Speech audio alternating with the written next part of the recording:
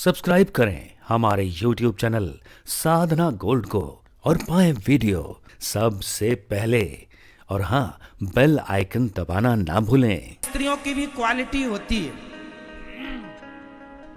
एक उत्तम क्वालिटी की महिला होती है, एक मध्यम, एक थर्ड क्वालिटी की। मैं तीनों क्वालिटी आपके सामने कह। अच्छा, पुरुष की भी क्वालिटियां होती हैं। बेस्ट पुरुष कौन, उत्तम कौन, मध्यम कौन, अधम कौन। उत्तम स्त्री कौन, मध्यम स्त्री कौन, अधम स्त्री कौन, जरा सुनिए। अब आप लोग देखिए कि आप कौन से वाले हैं। जो उत्तम कोटि की नारी होती है,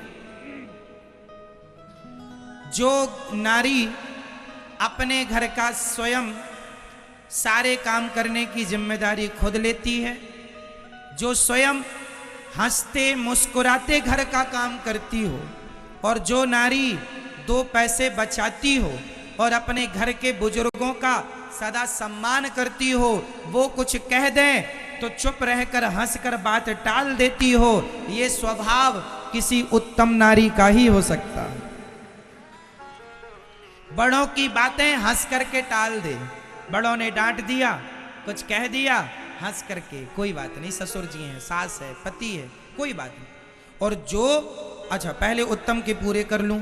उत्तम नारी वह जो बड़ों की बातें सुनकर, बड़ों की डांट, अरे भाई माँ कभी कभी डांटती है तो बच्चों की भलाई के लिए डांटती है, बाप डांटता है तो भलाई के लिए, ऐसे सास ससुर भी डांटते हैं तो सुन लो, बड़े हैं, बुजुर्ग हैं, पूज्य हैं, कोई बात नहीं। हर बात में चिक चिक ना किया करो, हर बात में जवान लड़ाने की आवश्यकता नहीं है। कोई बात नहीं, कह दिया, बड़े हैं, खत्म बात, हंस के टाल दो, खत्म करो, भूल जाओ। जो नारी अपने बुजुर्गों का सदा सम्मान, पति का सम्मान, घर को बिल्कुल पवित्र रखती हो, जो नारी अपनी जिम्मेदारी ईमानदारी से निभाती हो और दो पैसा पति का कमाया हुआ बचाती हो, ये उत्तम कोटि की नारियां हैं। जो एक अच्छी पत्नी का फर्ज निभाए, एक अच्छी माँ का फर्ज निभाए, एक अच्छी बहू का फर्ज निभाए, एक अच्छी नारी का कर्तव्य पूरा करे, एक अच्छी पत्नी बनकर, एक अच्छी बहू बनकर, एक अच्छी बेटी बनकर, एक अच्छी पत्नी बनकर, एक अच्छी माँ बनकर, एक अच्छी गृहिणी बनकर जो अपने कर्तव्यों को निभाए, वो उत्तम कोटि की नारी होती है। अब मध्यम मध्यम मध्यम कोटि की स्त्रियां वो हैं जो काम तो पूरा करती हैं, कहती भी कुछ नहीं है, सास ससुर ने डांटा तो सुन भी लेती हैं, परंतु जा जाके फिर अपने पति से शिकायत करती हैं, तुम्हारे बाप ने ऐसा कह दिया हमें, तुम्हारी मां तो हमें तानी मारती रहती है। करती सब है पर रो रो के करती है,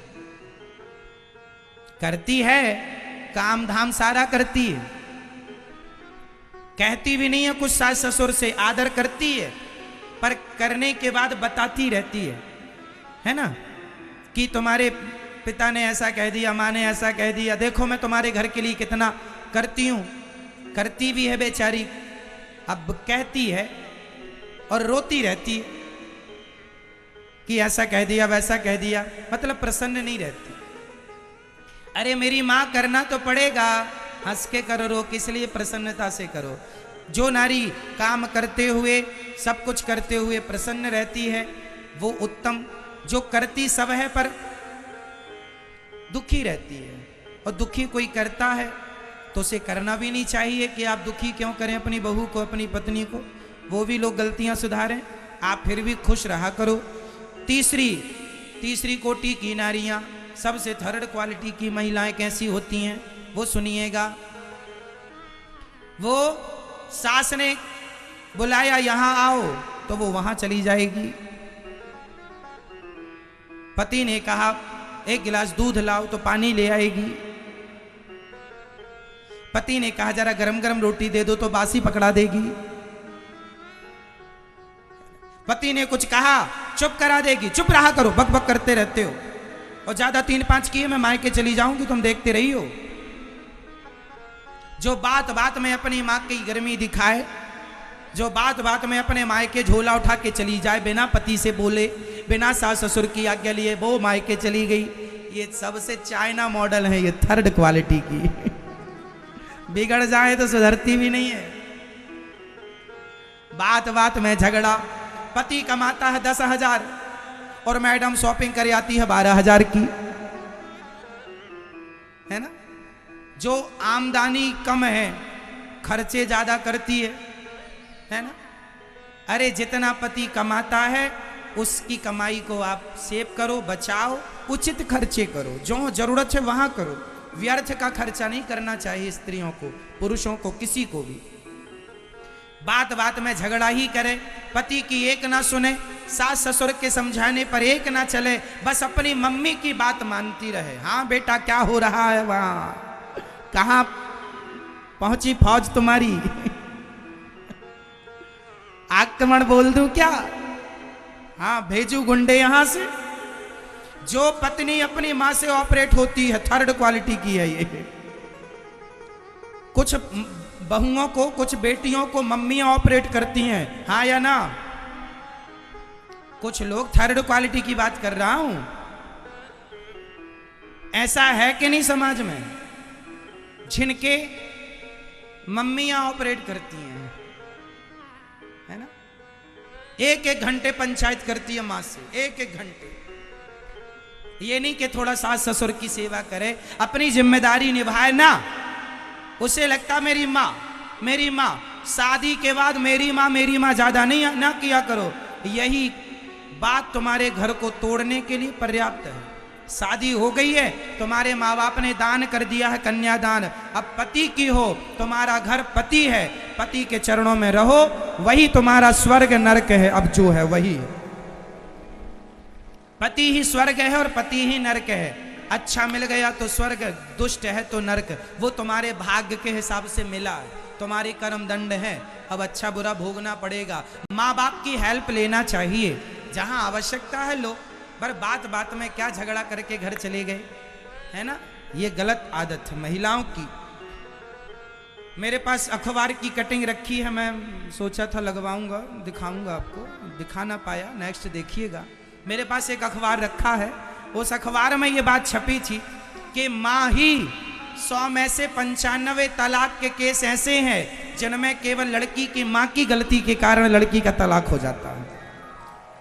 95% माँ बाप की गलती के कारण। बोलिए ये बात सही है या नहीं, हाँ या ना, जोर से। सही है मैया, हाँ मैं मायके चली जाऊंगी, तुम देखते रहियो। इसलिए ये थर्ड क्वालिटी की महिलाएं। फर्स्ट उत्तम क्वालिटी की बनिएगा, मध्यम भी ठीक है, अधम खराब है। अब पुरुष की क्वालिटियां जरा सुनिएगा। पुरुष की भी 3 क्वालिटियां हैं। उत्तम पुरुष कौन?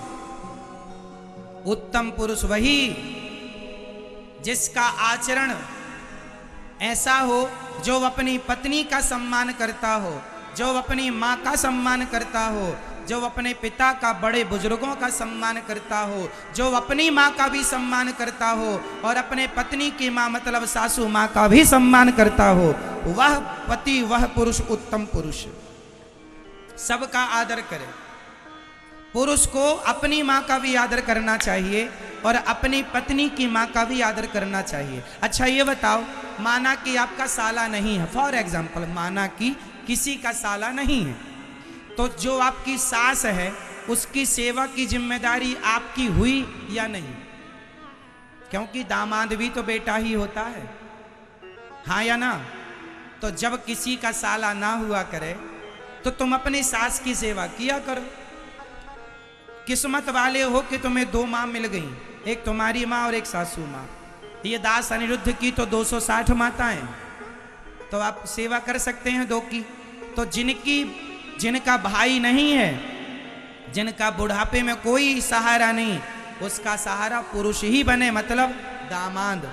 इसलिए आप अपनी सास की, ससुर की, पत्नी का, अपने माता पिता का पूरा ख्याल रखो और जिम्मेदारी ईश्वर ने दी है उसे निभाओ हंसते हंसते। जो प्रत्येक जिम्मेदारी निभाता है जो सही रास्ते पर चलता है, सत्य के रास्ते पर चलता है, ईमानदारी से पैसा कमाता है, पत्नी बच्चों को समय देकर संस्कारी बनाता है, वह उत्तम कोटि का पुरुष। मध्यम कोटि का पुरुष जो अपनी पत्नी, अपने पिता, अपनी माँ का बात बात में प्यार तो करता है पत्नी से, पर दिल दुखाता रहता है, कड़वे शब्द बोलता रहता है ना, गलत लोगों की संगत करता है, जो अपनी पत्नी की, अपनी माँ की, अपने पिता की बात कम मानता है, दोस्तों यारों की बात ज्यादा मानता है, गलत रास्ते पर चलने पे ज्यादा बिलीव करता है, मध्यम पुरुष। अधम पुरुष कौन? जो पत्नी को मारता है। जो पुरुष अपनी पत्नी को मारता है उस पुरुष को अधम पुरुष कहा गया है। इसलिए अपनी पत्नी को पितामह भीष्म मर गए थे पर शिखंडी पर बाण नहीं उठाया, धनुष नहीं उठाया।